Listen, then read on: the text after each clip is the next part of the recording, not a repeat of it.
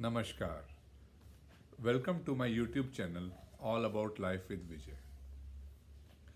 आज हम एक बहुत ही इंस्पिरेशनल, बहुत ही ग्रेट पर्सनालिटी के बारे में डिस्कशन करने जा रहे हैं।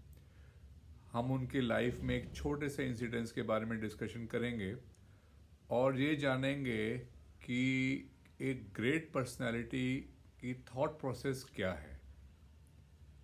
ये ग्रेट पर्सनालिटी हमारे देश के पहले बिजनेस टाइकून श्री जे.आर.डी. टाटा जी के बारे में है।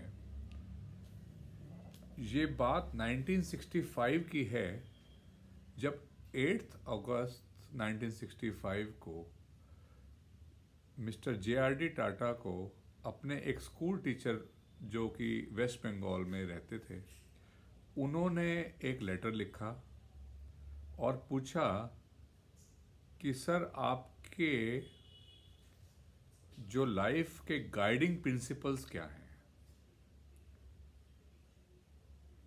जो श्री जे.आर.डी. टाटा ने इस लेटर का जवाब अपने हाथ से खुद पर्सनली लिखा और वो लेटर का जो छोटा सा जवाब था 200-300 वर्ड्स का, वो एक एथिकल बिजनेसमैन के बारे में वॉल्यूम्स लिखता है और जो देश के बारे में उनकी सोच थी उसको फ्यूचर जनरेशन्स के लिए वो एक बहुत बड़ी इंस्पिरेशन है। जब 1965 में ये लेटर श्री जे.आर.डी. टाटा जी को मिला तो उस टाइम वो जो है टाटा ग्रुप ऑफ कंपनी के चेयरमैन थे पिछले 25 सालों से, और उन्होंने टाटा मोटर्स जो टेल्को कहा जाता था उसको खुद से एस्टेब्लिश किया। टाटा एयरलाइंस जो एयर इंडिया है उसको एस्टेब्लिश किया था। उन्होंने Tata memorial hospital, Tata institute of fundamental research, इस सारे आइकॉनिक इंस्टीट्यूशंस को उन्होंने स्टार्ट कराया था देश में। तो पोस्ट इंडिपेंडेंस एरा में श्री जे.आर.डी. टाटा का जो कंट्रीब्यूशन था डेवलपमेंट का, इंडस्ट्रीज़ की डेवलपमेंट हो, चाहे वो यूथ के लिए एजुकेशन की डेवलपमेंट हो, उसके लिए उनका जो कंट्रीब्यूशन है कांट बी इग्नोर्ड, उसको एक अनदेखा नहीं किया जा सकता। और ये बात सारे अक्रॉस ऑल पॉलिटिशियंस और अक्रॉस ऑल पॉलिसी मेकर्स इस बात को एक्नॉलेज भी करते हैं। आज हम उस लेटर को पढ़ेंगे और उसका एक डीप एनालिसिस, उस लेटर के जो जवाब था जे.आर.डी. टाटा जी के द्वारा, वो जे.आर.डी. टाटा जी का जवाब एक आइकॉनिक जवाब है और हम सब को, यूथ को, इस देश के यूथ को इस बात को समझना पड़ेगा और उनकी जो ग्रेट मैन की थॉट प्रोसेस होती हैं वो किस टाइप की होती हैं, वो डेफिनेटली हम सबको उससे सीखना होगा। मेरे सामने उनका वो लेटर है, उसको हम थोड़ा थोड़ा रीड करते हैं और थोड़ा थोड़ा फिर हम लोग एनालाइज करेंगे। बंसाली जी जो उनके टीचर थे, उनका ये लेटर का जवाब था, जिसमें उन्होंने, मैंने आपको बोला कि पूछा था उस लेटर में बंसाली जी ने कि दिस एंड वो कहते थे कि भाई आप हमें बताएं कि आपके प्रिंसिपल्स क्या थे जिन्होंने आपकी लाइफ को गवर्न किया था। तो इसके जवाब में एक बहुत ही हम्बल शुरुआत उस जवाब का दिया कि mister Bansali, thank you for your letter on the 6th of August inquiring what has been the guiding principles which have kindled my path and my career. I do not consider myself to be an illustrious personality, but only an ordinary businessman and citizen who has tried to make the best of his opportunities to advance the cause of India's industrial and economic development. इससे उनकी जो humble nature, humility के बारे में इन दो लाइनों से पता चलता है कि जे.आर.डी. टाटा कितने हम्बल पर्सन हैं। और आज के बिजनेसमैन एक छोटी सी कंपनी खड़ी करते हैं और वो ओवर द टॉप और अपने आप को over the rest of the population मानते हैं। एक बिजनेसमैन, एक सक्सेसफुल पर्सन को हमेशा हम्बल रहना चाहिए। इस बात का डीप एनालिसिस है। आगे वो लिखते हैं, any such guiding principles I might unconsciously have had in my life can be summarized as follows. उनकी पहली जो लाइन है, that nothing worthwhile is ever achieved without deep thought and hard work. जो भी आप काम करें जो भी हम सब काम करें, हमारा यूथ काम करे देश का, देश के सिटीजन्स जो एक सक्सेसफुल बिजनेसमैन बनने वाले हैं, वो जो भी काम करे वो वेल थॉट आउट होना चाहिए, इन हेस्ट इन हरी नहीं होना चाहिए। और जब उस काम को वो थॉट आउट तरीके से करें, उसके बाद हार्ड वर्क से पीछे यूथ को नहीं होना है, एस्पायरिंग बिजनेसमैन को नहीं होना है। सेकंड लाइन में वो लिखते हैं जे.आर.डी. टाटा सर कि that one must think for oneself and never accept at their face value slogans and catchphrases to which unfortunately our people are too easily susceptible. So ये बात कितनी ट्रू होल्ड करती है आज की डेट में भी, जहाँ पे हमारे पास इंफॉर्मेशन की बम्बार्डमेंट है। न्यूज़ चैनल चलाओ वो आपको मिसगाइड कर रहे हैं, यूट्यूब वीडियोस चलाओ वो आपको मिसगाइड कर रहे हैं, प्रिंट मीडिया आपको मिसगाइड कर सकता है, या तो फिर एक बायस्ड व्यू की तरफ आपको लेके जा सकता है। But JRD. सर कहते हैं कि one must think for oneself and never accept at their face value slogans. Suppose करो कि न्यूज़ चैनल हमें एक पर्टिकुलर विचारधारा की तरफ लेके जाना चाहता है, तो उस विचारधारा को हमें खुद से एनालाइज करना है और देखना है क्या ये जो बात कर रहे हैं वो हमें जस्ट बहका रहे हैं कि ये बात सच में ठीक है। इसी तरह से कोई भी बिजनेस आइडिया हमें आता है, किसी भी तरह का, उसमें सेल्फ थॉट होना चाहिए। हम किसी के इन्फ्लुएंस में आके डिसीजन नहीं लेना, सुनो सबकी पर करो अपने, ठीक है।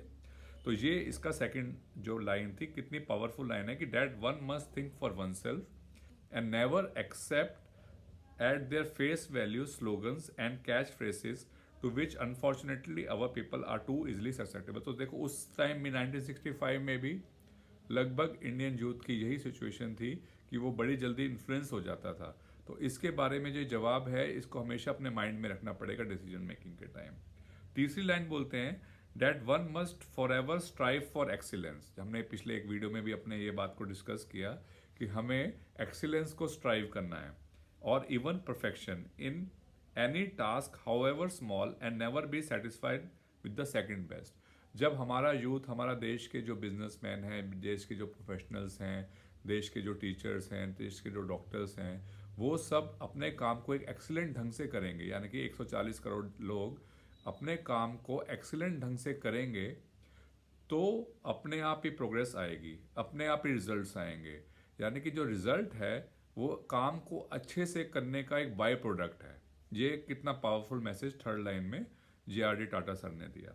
Fourth line, that no success or achievement is in material terms is worthwhile unless it serves the needs or interest of the country and its people and is achieved by fair and honest means. So इसमें ethical practices in the business, ये JRD. Tata sir ने हमें बताया कि अपने साथ जो people के प्रॉब्लम है उसके सॉल्यूशन होने चाहिए अपने बिजनेस में, और साथ में कंट्री का इंटरेस्ट होना चाहिए, और हर टाइम हमें फेयर और ऑनेस्ट रहना चाहिए। यानी कि अनएथिकल प्रैक्टिस हमें कहीं नहीं लेके जाएगी, लॉन्ग टर्म में वो हमारा नुकसान ही करेगी।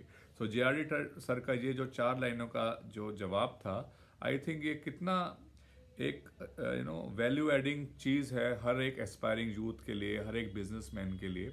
और लास्ट में लिखते हैं that good human relation not only bring great personal rewards but are essential to the success of any enterprise. यानी कि एंटरप्राइज में आप एक तरह से बोलें तो डांट फटकार के और लोगों को दबा के, लोगों का शोषण करके you can not grow big. आपको जो अपने रिलेशन है, ह्यूमन रिलेशन, वो हमेशा गुड रखने पड़ेंगे अपने स्टाफ की, और अपने जो सबऑर्डिनेट्स और कोऑर्डिनेट जितने भी हमारे साथ काम कर रहे हैं उसको एज अ टीम लेके चलना पड़ेगा, और उन सबके साथ एक बहुत ही गुड ह्यूमन रिलेशंस रखने पड़ेंगे।